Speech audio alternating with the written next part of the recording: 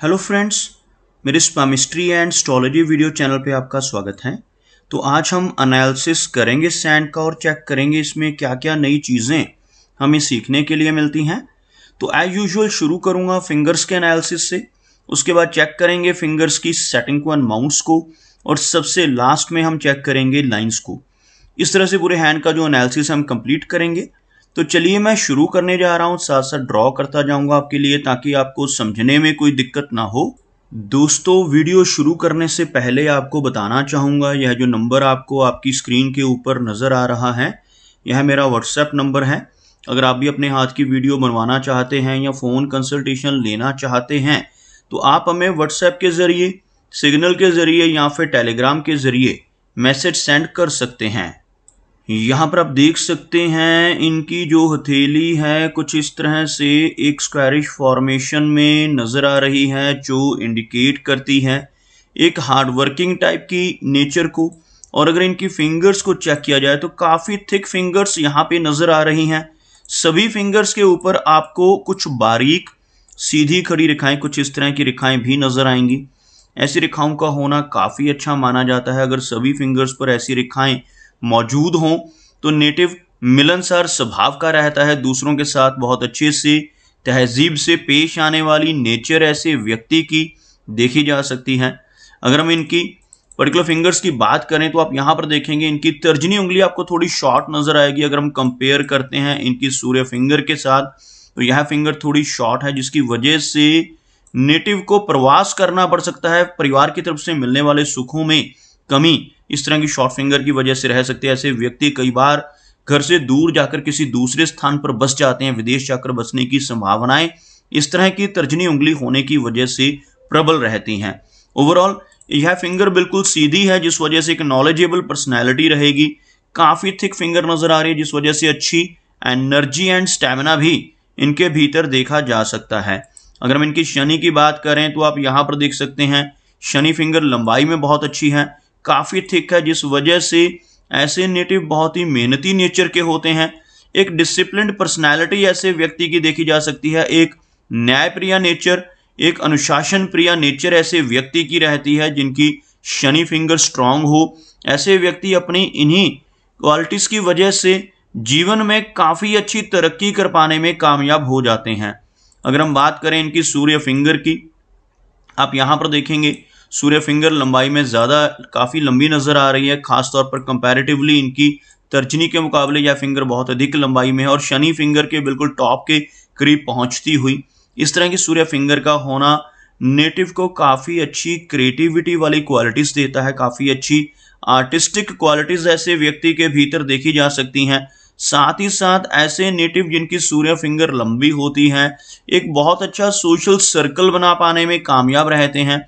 एक लंबी सूर्य फिंगर का होना नेटिव को क्रिएटिविटी तो देता ही है, साथ ही साथ ऐसे नेटिव थोड़े रिस्क टेकर टाइप के होते हैं। जीवन में रिस्क लेने से नहीं घबराते और कई बार तो ऐसे नेटिव अपनी धन की इन्वेस्टमेंट्स के मामले में भी रिस्क ले बैठते हैं। अपने धन को ऐसी जगहों पर इन्वेस्ट कर देते हैं जहां पर लॉस की संभावनाएं हों, जैसे शेयर मार्केट है, क्रिप्टो करेंसीज हैं, म्यूचुअल फंड्स जैसी चीज़ों में भी ऐसे व्यक्ति काफ़ी अधिक रुचि दिखा सकते हैं।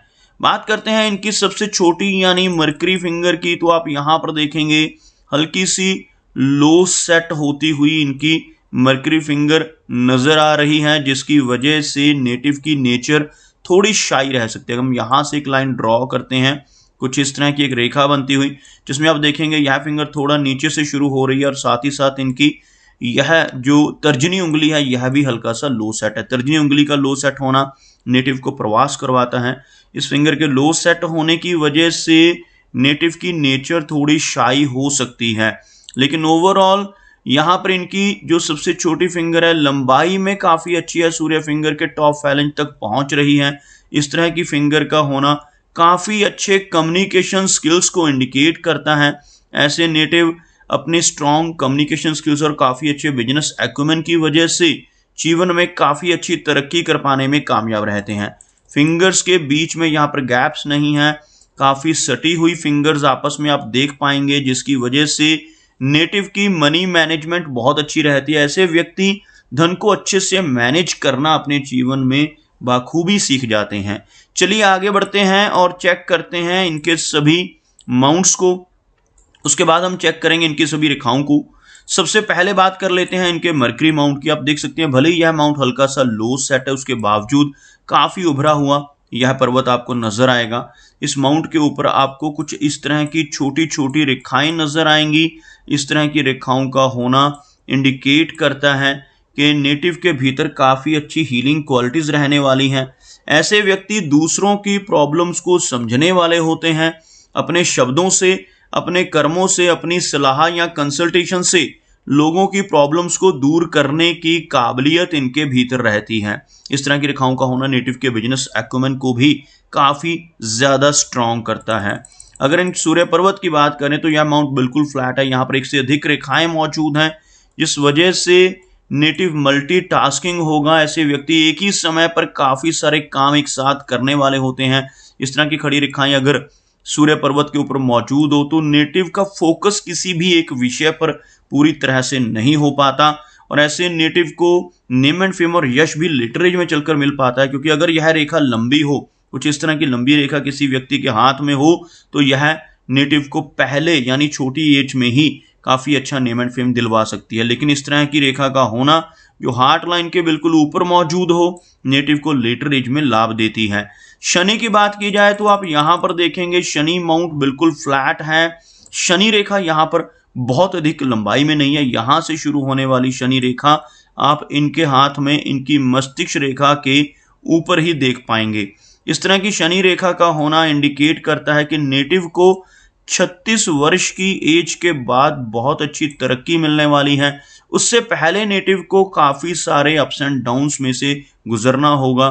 ऐसे व्यक्ति को काफी अधिक मेहनत अपने जीवन में करनी पड़ती है। लेकिन ऐसे नेटिव जिनके मस्तिष्क रेखा के ऊपर इस तरह की शनि रेखा यानी कि भाग्य रेखा मौजूद होती है, 36 वर्ष की एज के बाद पूरी तरह से लाइफ में सेटल हो जाते हैं और काफी अच्छी तरक्की भी अपने जीवन में जरूर पाते हैं।